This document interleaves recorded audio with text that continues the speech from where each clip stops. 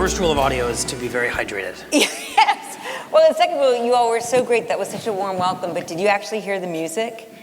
Is it kind of freaking you out? It's because when I hear that music, it's like the Pavlovian response. I'm in my car. I'm getting my fill. But now I'm actually here with Michael Barbaro. It's a little great. I want to talk a lot about The Daily, but first I want folks to get to know you before The Daily a little bit. And what people here may or may not know is that your journalism roots run very deep, all the way beginning with your childhood, and a job you had working the paper route. Yeah, I was a paper boy. Yeah. Are there any other newspaper carriers out here? Yeah, look at that. It's an incredibly rewarding line of work. I got a paper route when I was in middle school, and it began, as all newspaper routes, I suppose, do, with someone moving out of town and there being a vacancy in the local paper route, and I filled that vacancy in my neighborhood just outside New Haven, Connecticut. And then my co-newspaper carrier, he moved away, because there's just so much churn in the local newspaper carrier market. And my sister swept in. My older sister, Tracy, swept in, and we did the newspaper route together. And for those of you who haven't had or have a newspaper route, you know that Sunday is the nightmare, because there are all these sections. And so we would assemble a family, like kind of factory-like system in the garage on Sunday morning, and it would land in the back of the family's station wagon, and then we would travel with the open station wagon door behind it, grabbing the paper and delivering it. Anyway, it was a hoot. It was a really great job, and the thing that it turned me on to was reading newspapers, because we got up at 5:50 a.m. every morning, and we were done by 6:30. It wasn't that big a paper route. And from 6:30 till 7:30 or 8, I read the newspaper, and I became obsessed with the newspaper. You know, just everything about the newspaper intrigued me. Where the story began, the language, the clauses, it jumped inside, the layout, the bylines, everything. And my mom made a very important decision in my life around that time, which was to subscribe to the New York Times. And a passive obsession with the New Haven Register, which was a newspaper that I delivered, became a full-blown love affair with the New York Times. And it was like rosary to me. I mean, just the way I clutched it and thought about it and read it, and just wanted to be a part of it. I always wanted to be a part of the New York Times from when I was in middle school. And thus it was so. You wind up becoming a reporter at the New York Times. Well, very lucky, and I think safe to say also very skilled. You covered all sorts of big stories while at the Times. Can you talk a little bit about your time as a reporter and what you took from that you feel like is most helpful to you now as the host of The Daily? Because reporter and host, there are some similarities, but these are two really, have been in my experience, two very different beasts. They are very different beasts. Well, I came to the Times in 2005 as a retail reporter, as evidenced by my tie. And the socks. And the socks. And I was covering Walmart at the time. And I guess I should go back even further, because it's kind of an interesting lesson about career. When I got out of college, I was offered an internship at the Washington Post, which is the first place I worked, as a full-time non-intern.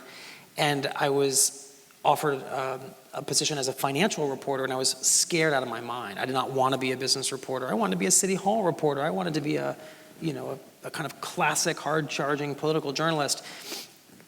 But I didn't have a lot of choices. That was the job I was offered. So I became a business reporter, and I learned very quickly that every beat has a set of great stories in it, and you just have to go find those stories. And in the case of being a business reporter at the Washington Post, that was the world of retail for me.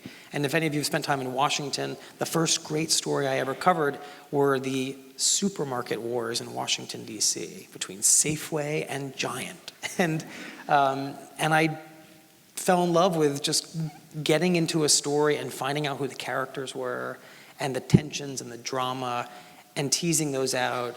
And I did that first with the supermarkets, and then with Walmart, which was just making its way into Washington, D.C., as it was making its way into all the big cities of America. And it was that storyline that helped me get a job at the New York Times. It's funny how careers work. The way I got my job at the New York Times is as follows. I was in Arkansas on a shuttle bus that Walmart was taking us from store to store in, and the New York Times retail reporter, whose name was Tracy Rozon, she wore these incredibly lively hats. She turned to me and said, "I'm leaving my job as the retail reporter at the Times. I'm retiring, and I think you might want to consider applying for it." And I was like, whoa, this never happens. And so I called the New York Times and I said, "I would like to be your retail reporter." And that's the beginning of a series of conversations and interviews that got me my job. And so there are 3 or 4 people, I think, in every career who help somebody figure out who they're going to be and really give you that boost up. And one of them is the New York Times reporter who didn't have to pay me that generosity, but did. Yeah, who I imagine saw something in you, but she was not the only one. As I understand it, I think everyone feels like the Daily is just here. It's such a fixture in our lives now, but this was kind of a bit of a bet for the New York Times, and this was not the first podcast you did for them. Can you talk a little bit about kind of when and how the Times decided to venture into this world of podcasting? And Sure. you know, you're swelling everything. There's a lot of talented folks there at the New York Times. Why you think they said, let's try out this Michael Barbaro guy? That's a great question. So the Times has a very interesting history with podcasting.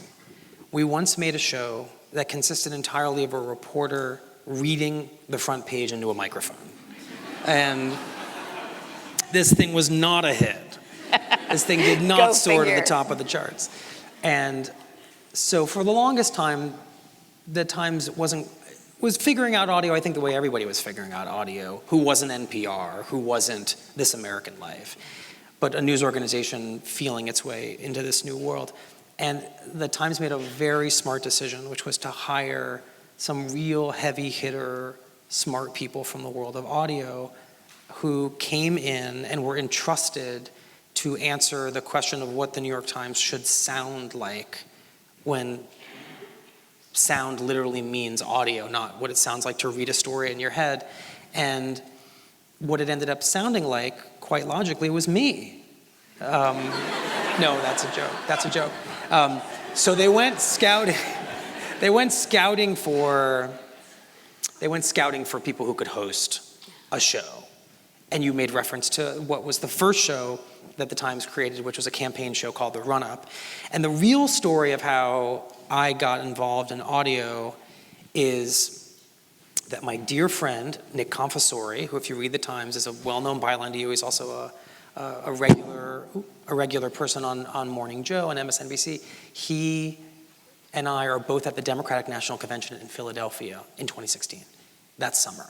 And he gets a phone call from the political editor of the Times saying, "Nick, the Times is about to enter audio and have a campaign podcast, and we want you to be the host." And Nick said, "I'm not interested. This is not how I see my career. This is not who I want to be." But something in that conversation led him to believe that I was number 2 on the list. And so he called me and said, "Mikey, I think you're going to get this call asking you if you want to be the host of the Daily. Do you want to be the host of do you want to be the host of anything in audio?" Daily didn't exist yet. And I did get that call. And if you know anything about bureaucracies and organizations, this will, I hope, sound familiar to you. The person who called me, the political editor, said, "Michael, as we enter the world of audio, the first name that came to mind was you. And we want to know if you want to host this thing we're going to create, this podcast on the campaign." And I was ready. I said yes. Because I was at a crossroads in my career. I had been a political reporter. I'd left the world of retail. I'd started covering politics. I had covered local politics. I had covered national politics. For some reason, I had almost exclusively covered Republican presidential candidates. You get kind of oddly pigeonholed over time. And I was somebody who covered Republican presidential candidates because you develop a set of relationships, you get sources, and the first candidate I ever covered was Mitt Romney in 2012, and then in 2016 I was covering there were so many almost nominees in 2016, so I covered Chris Christie, I covered Marco Rubio, I covered Jeb Bush, and finally Donald Trump. And I just knew that this was going to be the last presidential campaign I covered. They're really grueling. You're on the road a lot. You miss your family. You miss a lot of life. And I knew that I probably wanted to enter a different phase of my career where I was going to be a little more stationary. And so it just appealed to me to try something new. And so I said yes. And that's how I got into audio. Yeah. And one of the ways I like to liken it is print, radio, they're related. They're both journalism. Skiing, snowboarding, both involve snow. Very different skill sets altogether. Can you talk about those early days and what it was like for you to pivot from this world that you knew very well? You interview people, you synthesize it all, you write an article, and off it goes, to being you. They hear you. You're in front of a microphone. It's a very different world. Yeah, it's terrifying. Yeah. So I went into the studio and we just started, trying to figure out what this thing should sound like. First the run up and eventually the daily. And I had no idea what I was doing. And I didn't know what my presence was supposed to be in an interview. Was I supposed to ask really long questions or really short questions? Was I supposed to interrupt if I thought things were getting a little bit boring? Was I supposed to guide the conversation? I had no idea what I was doing. I remember some of the early advice I got was so rudimentary for people who know audio. Somebody I was interviewing, and I think we were just piloting, so it was fake.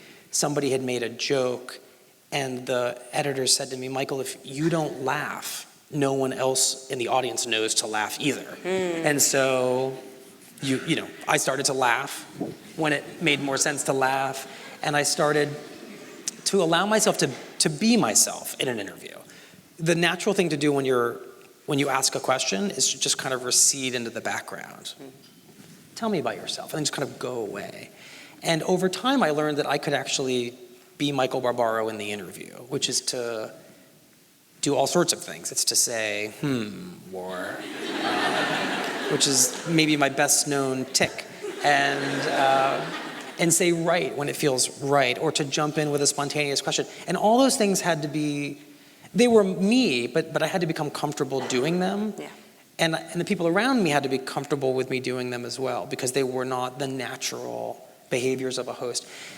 In audio, when someone who's in the control room wants to communicate with a host, I'm sure you have this understanding, they click a button that goes into the headphones of the host. Well, I had never been in audio, and this drove me crazy, and I had no interest in it. So we did everything through Google Docs. Everything we do on the daily, we do in a Google Doc, because I don't want someone talking to me when I'm talking to you. Yeah. Wait, what's that? So instead, it was all done in Google Docs. So producers are in the Google Doc, I'm in the Google Doc, everything is done as a written word. We do not communicate in that traditional way. I'm gonna break the host rules, and I'm gonna jump in right there. Sure. Because I find all of this so fascinating, because I think that there actually were rules coming from a traditional, public broadcasting background. And it's interesting. So for example, when you say they tell you not to laugh because then the audience won't know when to laugh, I've also heard, because it's a rule in a different context, don't laugh because then we can't edit around it. Because it goes both ways. All of which is to say that everything that you're saying, the Google Docs, sorry to get inside the sausage factory here, that's kind of mind-blowing. No one has ever thought about communicating through Google Docs in this way, but it seems to all fit with the fact that you were a podcast, right? This whole domain was new, and probably what has made the daily work is the fact that you were writing the rules, that you were building the airplane as you were flying. I think everybody who came to the daily approached it as, in the case of the producers and the editors, people would come from public radio, as a chance to kind of break everything up and try something really new. For me, there was no model to break. I didn't know anything about it. So I just kind of walked in with my instincts. And also I was very much like a baby being swaddled by these seasoned producers, and I had to trust them for everything.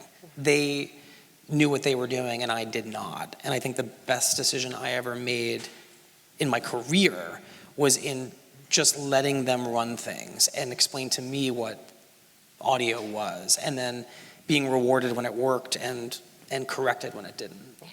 So there's something very interesting that I know about you. Some of our audience members might know, some might not. That much of what we understand and get from you in your delivery has been, I think, pretty fundamentally shaped by experiences you had with your grandfather. Can you talk a little bit about that? Sure. Well, the characteristic way in which I talk, that involves pauses and no efforts to insert myself into the quiet pauses and absences in the conversation, comes from Alan Rosenberg, my grandfather, who would vigorously correct me and my sister anytime we used the words like or you know or and I'll just give you my favorite example. So you're in front of Alan Rosenberg, my grandfather, and you say, well, you know, no, I don't know. No, I don't know what? What are you talking? I don't recommend this style of parenting at all, or grandparenting, but the cumulative impact of this was that I was scared to use those verbal tics or crutches, as you want to call them, whatever you want to call them. And if you use them all, that's great. Just do your thing. But I didn't have those, and so when I don't have anything to say, I don't say anything, because I would rather say nothing. And so when I'm searching for the next word, you're just going to hear silence. There is sometimes so much silence between the things I'm saying that the editors, through the brilliance of digital editing, can just cut it. So in the Google Doc, on the margins, you will see an editor write Titan, and Titan. Yeah. And the tightening will involve cutting the spaces of Michael. It's amazing. As long as we're spilling all the beans, do you know Ira Glass actually scripts in his ums and uhs? I mean, you just find it a fascinating study. That's Oh yeah, all the secrets are coming out That's disillusioning. I mean, no, I think we all do. I mean, every night I post, most nights, I post the first passages of the daily on Twitter. If you don't follow me, you should, because it's fun, because we're really proud of this. It's what we call the tease or the billboard. And it was apparently weird for people to recognize that we put ellipses in for the pauses. But if you don't know where to breathe. There comes a point when you're reading something where you need to take a breath and take in the oxygen and then breathe it back out and pause dramatically, or else you're just going to be one big run-on sentence with no emphasis in it. So we script in certain pauses too. Yeah, which is helpful. You all will never hear the daily the same way again. And we're going to keep going. So can you talk us through the life cycle? What, from the first moment that you wake up of the day to when you put the show to bed, how does it work in terms of what topics you're choosing, how you go about the interview? I'm hoping that everyone is as interested here in process as I am. Well, I don't want to put you to sleep by giving you the full 24-hour cycle. And we're awake for a lot of it. But the most important thing to know about the daily schedule is that it is pretty relentless. There's a vast amount of time spent really just refining the way we're going to approach the story. The most frequent question I get about the daily is, how do you decide in this vast universe of news what subject is worthy of 20 to 25 minutes of treatment once a day? You could do almost anything. But when you get right down to it, there are actually maybe 3 criteria we use in these morning meetings we have as we approach the world of news. And the first is there a narrative arc that you will remain interested in from beginning to end on this subject? And for a lot of stories, the answer to that is no. President tweets something. Is that a 20-minute episode? Probably not. A lot of news stories just immediately don't feel sustainable in that sense. The second criteria is there a character you really want to get to know? If that character might be the journalist at the Times, it might be a lawmaker, it might be someone experiencing wildfires in California. Can we find such a character and bring that person to life? And the third criteria is there a big revelatory idea that you're gonna have by the end of the episode? And ideally, a daily episode contains all three of those, and there aren't that many stories in a day, maybe 2 or 3 that meet all those criteria.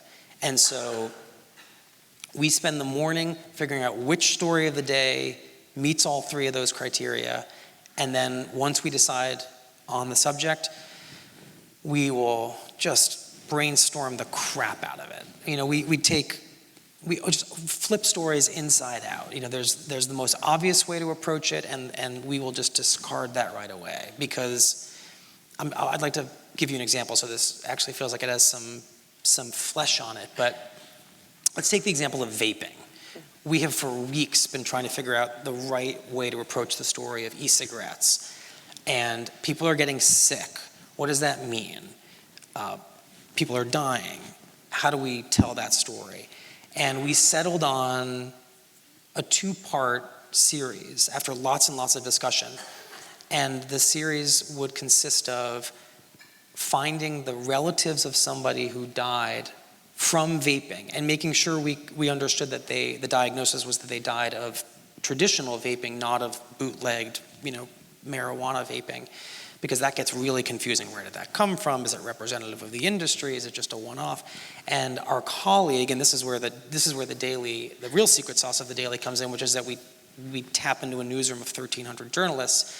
One of our colleagues had gone and found the family of a man in Nebraska who the state said had died from vaping, and she went in and she met with the family and she interviewed them, and she did what a lot of journalists now do as just standard practice, and which is the bread and butter of our show. She just hit record on her iPhone, and you hear everything, including a dog barking. That happens. And that became the basis for the first episode, the kind of the medical mystery of what happened to this man whose family thought he died of cigarette smoking, not the thing he thought would stop him from dying of cigarette smoking, which was vaping, but the state of Nebraska said it was actually vaping. So that was part one. And the second part was, how do we tell the bigger story? So that's one person. How do we tell the bigger story of the entire industry? And we all realized that was to tell the story of Juul. You have to understand the biggest company in this industry and in this market, and that required a lot of searching for the right colleague who could tell that story and the right sound and history and tape. And so that will run tomorrow, the second part of the series. And that was like 2 weeks of just thinking about how that story wants to be told. Yeah. And it's really different than a newspaper story would ever be, which might just be people are getting sick from vaping. Here's what we know. Here's a quote. Wonderful analysis and lots of good thinking. But to sustain basically 40 some minutes of narrative audio storytelling is just really different. Yeah. No, it's tremendously different. In a newspaper, you can have graphs and charts and photographs, and those are all sorts of things you don't get in podcasting or in audio at all. But there's so much that you do get in audio. There's that intimacy, there's accents that, people's voices that you just don't hear in a print story. What have been some of your favorite moments along the way of discovery of what this medium can be all is about? Possible, is capable of. I think it's actually the absence of so many things in audio that makes it so powerful. Mm. When I think about why people feel so connected to their earbuds and to their podcasts and to the Daily, I think it's because just hearing someone's voice, and in someone's voice, the emotion and the vulnerability and the thinking that's going on in that person's voice, that it's the fact that there aren't all these other elements to it, visual cues. Cable news is just like this sea of images and scroll things at the bottom of the box. And in audio, you're allowed to let that voice color in everything else. You start to imagine the person, you start to visualize them, often wrongly, but it doesn't really matter. It's the book instead of the movie. Exactly. It's the book instead of the movie. And so every day we kind of let your mind do all this work while you're just hearing a couple of voices.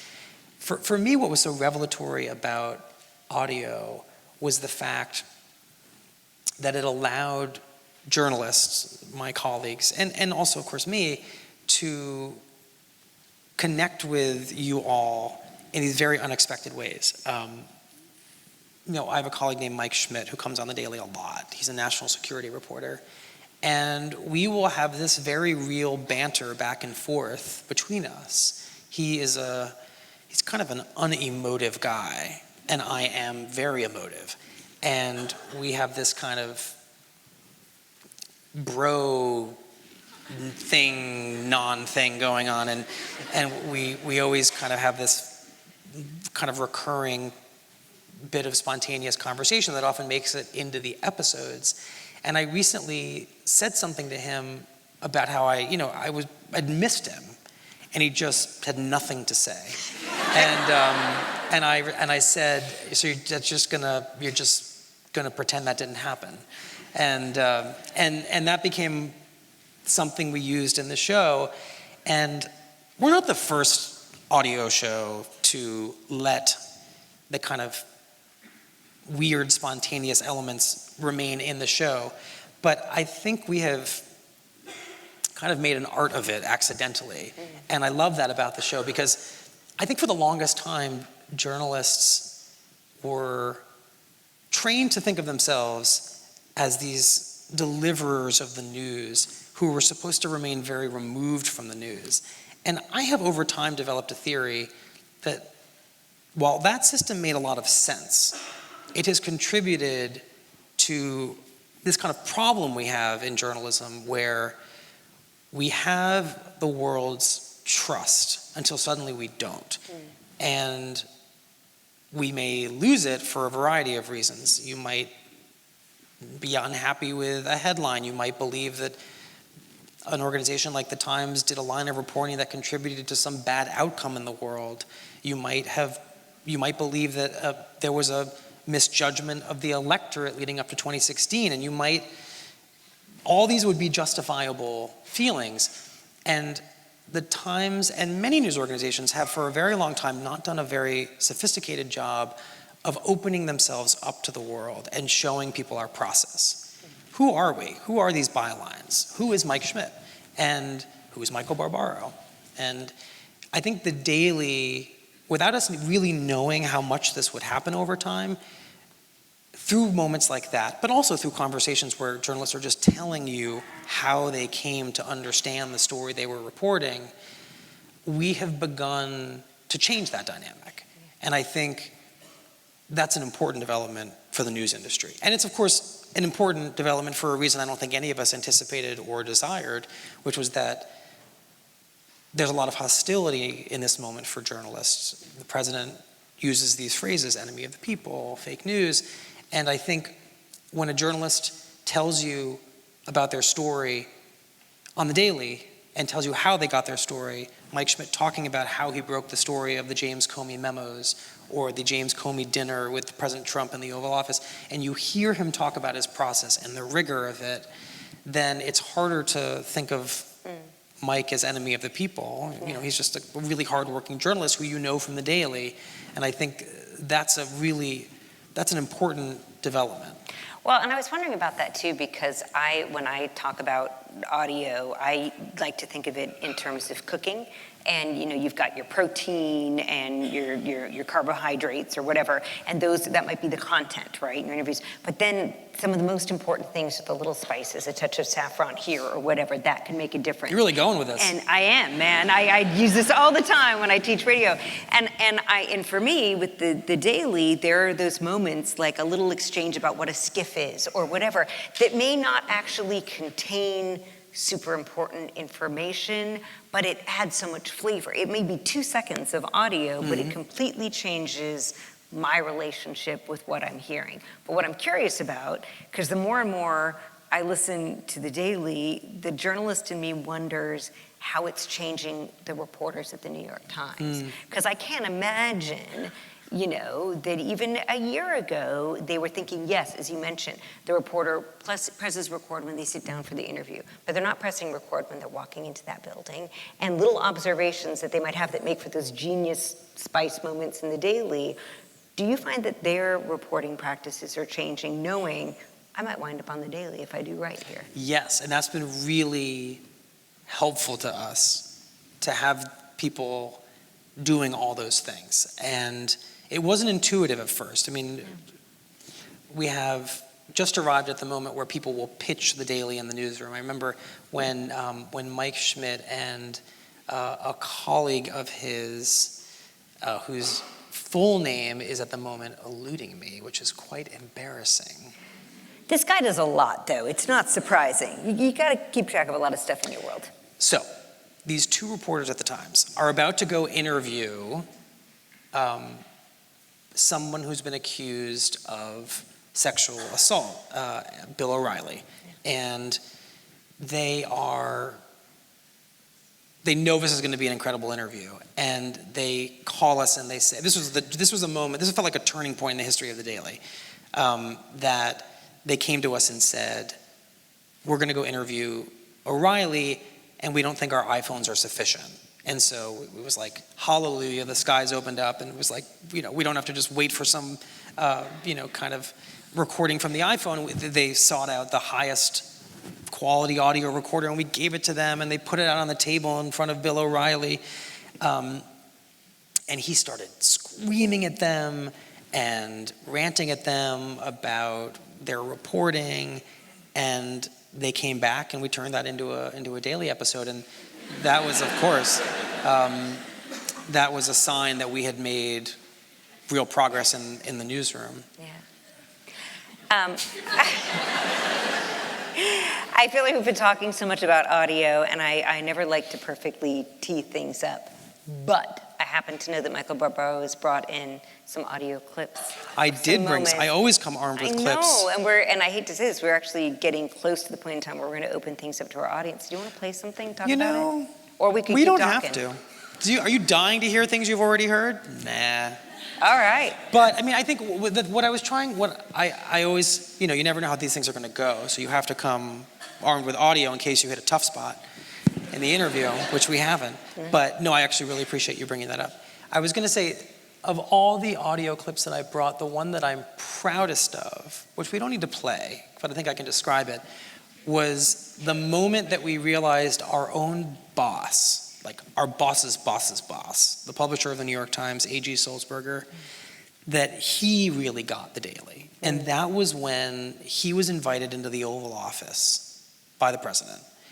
And the microphones were rolling. These were iPhones.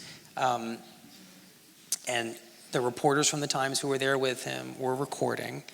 And our publisher, my boss, he turned to the president and said, I need you to understand the danger that the words you use pose to journalists. And he spelled out the words. He said, fake news, enemy of the people.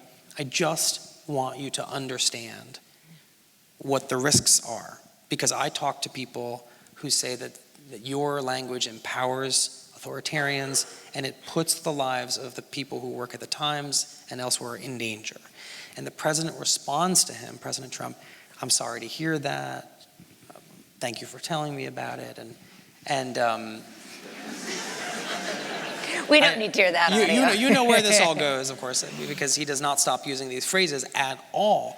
But we called the publisher of the Times and we said, we hear there's some really great audio from the Oval Office. We'd like to make it an episode of the Daily for tomorrow. And he agreed. I mean, this was a very unguarded set of interactions with the leader of the free world.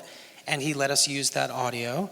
And he agreed to cancel his train back to New York, where he had a young newborn waiting for him in Brooklyn. And he stayed in Washington to do this interview with us. And it was not a short interview. It was a complicated interview. We were petrified. I mean, this is the boss. This is the guy. We don't want to screw this one up.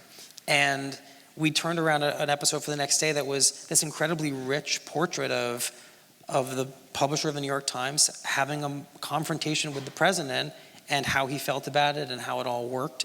And it was like a meta version of our kind of dream scenario in which we let people truly into our journalism. This is what it's like.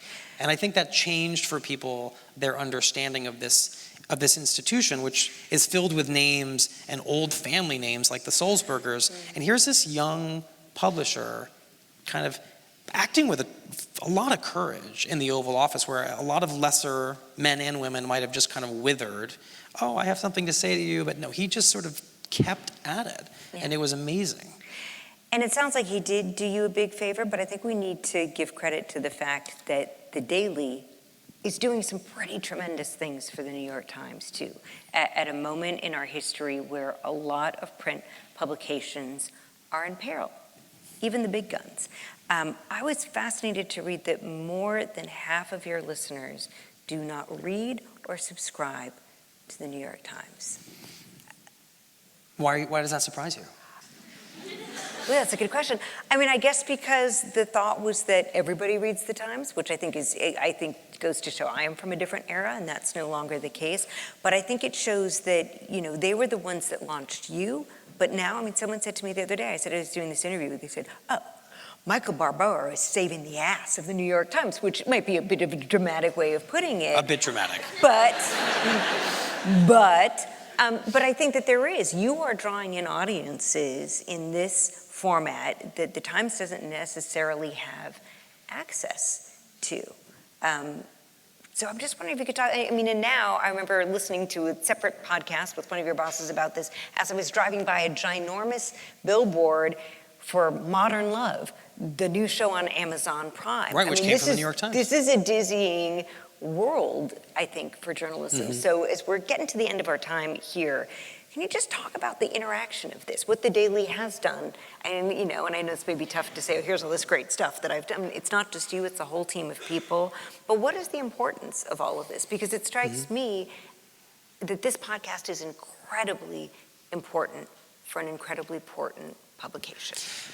That's very kind of you to say. I mean, the thing that happened with the Daily, and we did not expect it, was that it very quickly went, we hoped for it. It very quickly went from being something that people who had a relationship with the Times listened to something that people who had no relationship to the Times started to listen to. And for reasons that I suspect you understand, that is a dream scenario because we want to draw new people into the world of the New York Times. I mean, the business model of the Times is subscribers, and we want people to make a lifetime commitment to this glorious institution. And newspaper, print copy, subscriptions, have been going like this for a really, really long time, and digital subscriptions are very thankfully going like this.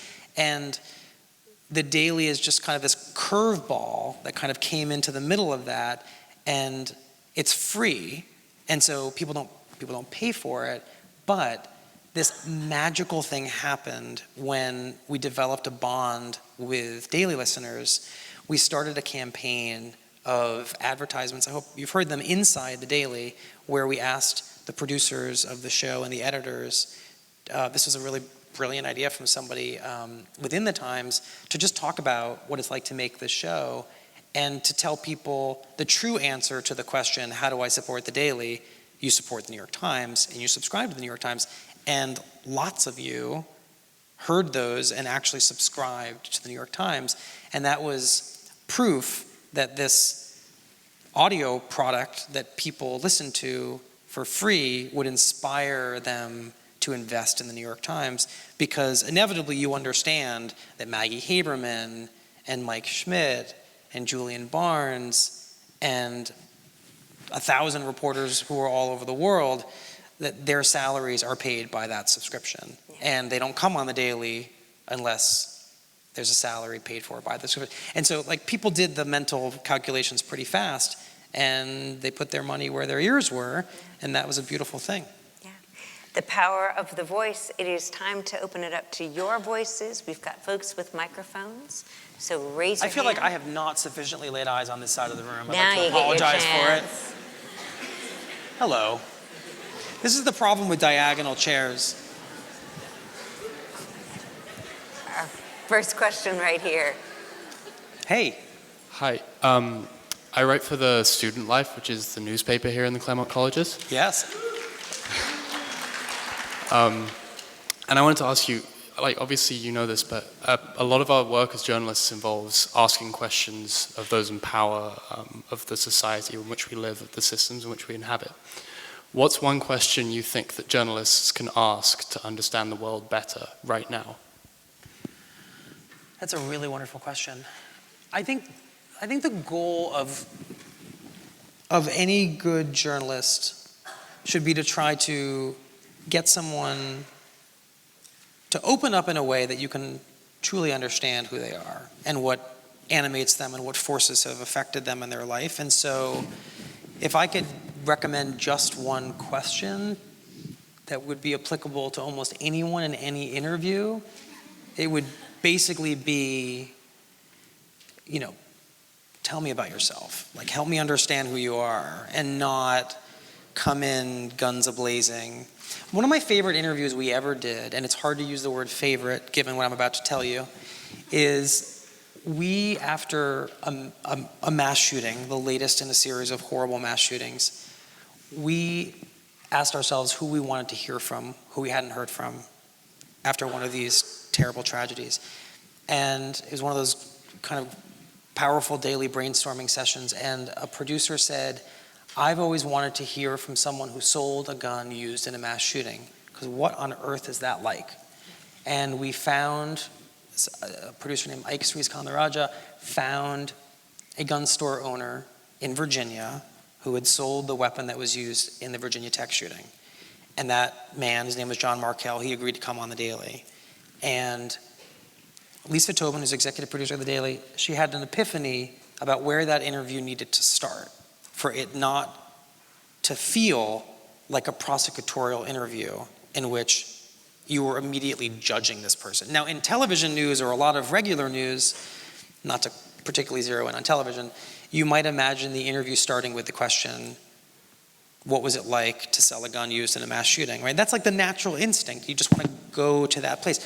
But if you're really trying to understand who someone is, you've got to start the story someplace else. And so the first question we asked John Markell was, tell me about your store. I mean, I wish I brought the script with me. That's literally the first question. Tell me about your store. And he says, the gun store? And I say, yes, tell me about the gun store. And he says, well, I started it in this year, and the gun store down the street was selling these kind of guns, so I started. And we started having just a discussion about him as a business person and a human being. And it wasn't until halfway into the interview that I asked the question, so tell me about that day in, I don't remember the exact year. And he knew where we were headed. And because we had treated him respectfully, like a person, not a gun store owner who sold a weapon, not a person who had screwed up, not somebody who was just entered the news as a tragedy or a bad actor. He was willing to have a really searching conversation about the experience of learning that gun had been used in the mass shooting. And the audio was so powerful and so nuanced, and he had unexpected reactions to it. And he had a very complicated relationship with guns.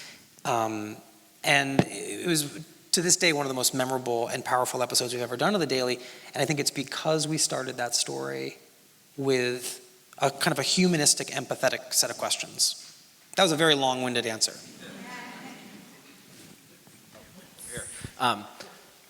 So you spoke earlier about how more and more you're attempting to raise up this curtain around The Daily and around journalism in general, and other folks at the Times are sharing their process. In the same way of raising up the curtain, I've recently heard an argument that in Trump's inability to be tactful in the way he speaks, he's revealing truths about American foreign policy and the neoliberal world order as it exists. And I know there's maybe buzzwords not perfectly chosen, but my question for you is, when we hear Trump say things like, the American forces will stop supporting certain regions of Syria where the Kurds are, but we're still going to protect the oil. Do you think that kind of honesty, even in that form, is going to change the way Americans and people in the world look at foreign policy decisions and the ways governments make decisions? Or do you think when Trump is gone, we're going to slip back into the same double talk that's existed, I guess, forever? That was a hell of a question. I also like the way you somehow created the analogy of The Daily's transparency to President Trump's transparency. Very artful. I think that right away when Donald Trump was a candidate, and then of course when he was president, we all had the observation that we were never going to be more immersed in the psychology of a president than we would be with President Trump, because his impulses and his mood and his feelings and his live reactions are literally captured in this Twitter feed. It's not, you don't have to go to therapy to understand sometimes what's going on. You know, his anger at something, his name calling at someone, you know, it's pretty typical reaction that people usually retain in their heads, or, you know, don't necessarily make public. But I do think that's created a very unusual level of transparency in the presidency in a very narrow regard, because you have a window onto the way he's thinking and his decision making. I mean, he's been very consistent when it comes to foreign policy and how military force is supposed to be used in his mind and the way it conforms to his America First vision. And yeah, I think there's no confusion about the way he approaches most issues. And so there is some virtue in that for the public and especially for journalists. We kind of understand certain elements of his worldview very clearly. I like your question, and we wrestle with it a lot. And it's not just on foreign policy. What happens to the world after this presidency, after the changes that it has brought to our civic discourse, to social media, to polarization, to a million different issues? And the conclusion I've come to is that, I'll take a little bit of a risk here, I don't think it's that much of a risk, is that you can't really put back the elements of all of those to what they were before, after this presidency, that something fundamental will have changed, and it's just a question of how much it's changed. That's my own kind of journalistic assessment of the situation, but it'll be so interesting to find out. Hopefully sooner rather than later. It could be a year, it could be 5 years. Yeah, yeah. Yeah. Or are we, yeah. The microphone. Or I mean, I guess I'm not really in charge of the mics. No, and I'm trying to see who actually An unfamiliar has it role right now. And seeing is... Well, but I like where we're going here. yeah. Hi. So first, I just wanted to say that my mom and I are huge fans of The Daily, and we listen to it every morning. Is she here? No, unfortunately. Yeah. But she told me to ask this question. So This is so great. yeah. So the reason she wanted me to ask this question is that she felt that before she started listening to The Daily, she never paid that much attention to politics. And I think I just wanted to ask, is there something special that you feel about the way you conduct interviews that you feel allows people to connect to the people you interview and to connect to issues that they might previously not have paid much attention to? That's a great question from your mother, and you. I think, and here I really do need to give a ton of credit to the producers and editors of The Daily who have coached me on this and who made it central to the identity of the show. I think the answer to that question is, and it relates to this conversation with the gun store owner, is that the questions have no judgments attached to them. The show is about curiosity and kind of revealing new layers to things, and it's about being empathetic, but there's never, if you listen really closely to the questions we ask on The Daily, they never end with what I think might come quite naturally to most people, and I had to beat it out of myself too, which is just some element of like, I know the answer to this, and I have a view on it, or just think about the way you pose a question to somebody about anything. The goal of the way we conduct these interviews is to just come in and just strip it of all that stuff, and to not come in with anything resembling preconceived notions of where it's going. And that's hard, right? It's not a very natural state of being, because we come into every encounter with values and assumptions, and that's hard to do. And I think that's what distinguishes the show. There's never sarcasm. There's never anything that I think would kind of pollute the conversation. And I think that's been unique about the show. We have a question, I believe, right here. Hi. Is it on? Okay, cool. I am also a huge fan of The Daily. I was so excited that you were coming. Thank you. Something that I have been thinking about as I've been listening, especially over this last year, is there have definitely been a few episodes where I have just been left completely speechless at something someone else has said or at a conclusion that you've come to. And I was wondering if there has ever been a point where someone has said something that is so, like it just gets you so much that you don't have like another question to ask, where it just feels like, wow, like I just need to sit with that. And I know you said that you have pauses that are oftentimes very long. But has there been a time where it's just been like so much so that you need like some sort of something to like get you out of that? That's where the Google Doc comes in, right? That's where also just human emotion comes in. There might be 10 people in this room who heard this story earlier because I met with a group of really wonderful students here before I came on stage, and I told them about this interview that I did about a week ago with the transgender woman at the center of the Supreme Court employment discrimination case. And at the end of the interview, and I'm not going to spoil the interview for you all because it's probably going to run in the next week or so, she told the story of her own personal journey, her recognition that she was not a man, but that for her whole life she was really a woman. And she suffered this tremendous blow to her life when she revealed herself to her boss, the guy who ran this funeral home, and he fired her, and her career was just suddenly over after this excruciating journey that she'd been through of self-acceptance. And at the end of the interview, she said something. I'm going to try not to get emotional, so I'm going to look up at the sky like I always do. She said, "I like me. I like this version of myself." And everybody in the control room and me in the studio, we just started to cry and get very, very emotional. And there wasn't much to say. But we also realized in that moment that the interview was over. Sometimes someone says something and you know the interview is over. You've just landed in this beautiful spot, it's over. And I tried to say, thank you very much, but I was choking up. So then I cleared my throat, I took a break. This is not live audio, so I said, I need a minute. I collected myself, and then I did thank you very much, more normally. Because I didn't want that level of emotion to be in the final product.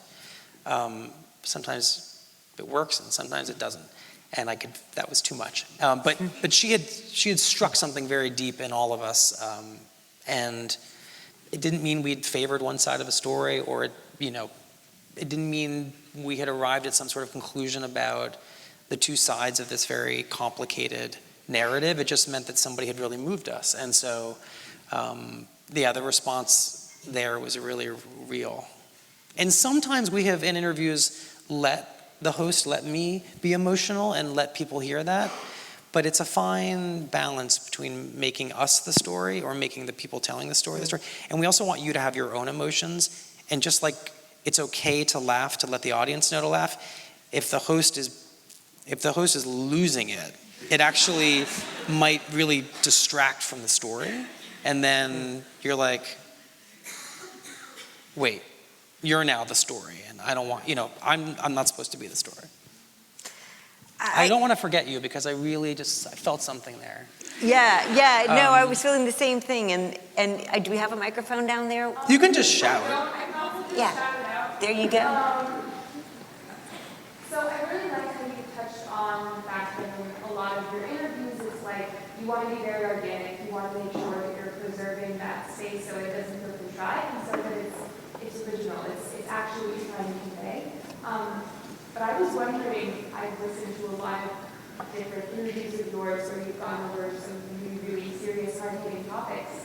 And I was wondering, especially in this day and age with, as you said, the buzzwords of fake news and this real vitriol with which reporters and just in general journalism is seen, what do you think is part of the job that keeps you up at night wanting to get it right?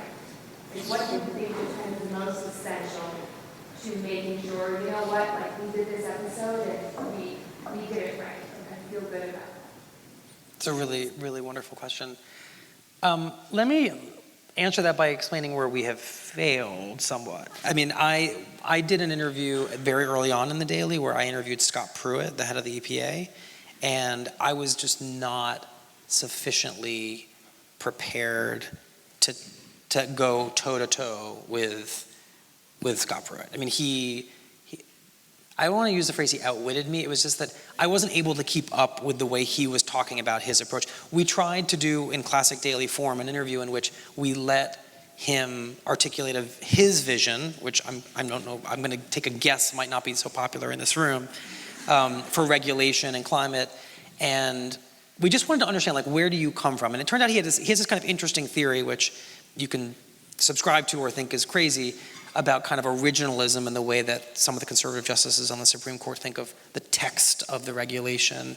And so we talked about that, but there were moments that night and the next day when we heard it where we just cringed and said that as host and as a team, but really ultimately it's my job and my fault, we just had we'd failed to follow up and hold him accountable for some of the things he was saying. And that was a really good lesson, because one of the things that evolved around the Daily was who does the interview? Should a beat reporter do the interview? And then maybe we record that and I interview the reporter. Maybe just sometimes, and we've had cases where Kevin Roos or Mike Schmidt or other journalists, Maggie Haberman, just do the interview. And we just sort of find a way to make that the segment.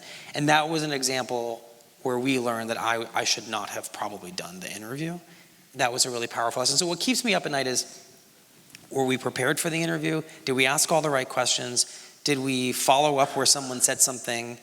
And we've gotten much, much better at that. We did an interview with James Comey that I was really, really proud of, because it felt like we were holding him accountable for two very big decisions he made, one around the Hillary Clinton email server, the other around the decision not to disclose the investigation into the Trump campaign. And this very interesting moment occurred in the interview where he was describing several moments where he felt he needed to break from what felt like accepted protocol within the FBI. And the editor and I had the same instinct at the same moment, which was, well, Director Comey, it feels like you repeatedly find opportunities to kind of step outside of the normal lane, and that you are applying your judgment to these scenarios. And the question was, it sounds a little bit like the president. I alone know how to fix it. And I asked James Comey that. I said, does that remind you of anybody? And does it remind you of the president? I alone can fix it. And you could just see him. He was sitting right across from me, thinking like, I do not like that question. And he said, look, I actually think he said, I think you're mischaracterized, but we let a real conversation unfold, and we recognized where it was going, and we sort of caught him and said, like, have you seen yourself the way we're now seeing you in this moment? And he said no, but I think the audience by that point had seen the case we were making that maybe he wasn't seeing what you might be seeing. Anyway, it was a powerful moment, and I feel we were really well prepared for that interview. You're welcome. As Michael said just a few moments ago, part of the art of hosting is knowing when it is just the right moment to end on. And that was a fantastic question. And you didn't even need a mic. Answer. No, not at all. I want to thank everybody for coming out tonight. Thank you all. My sincere thanks to Michael Barbaro.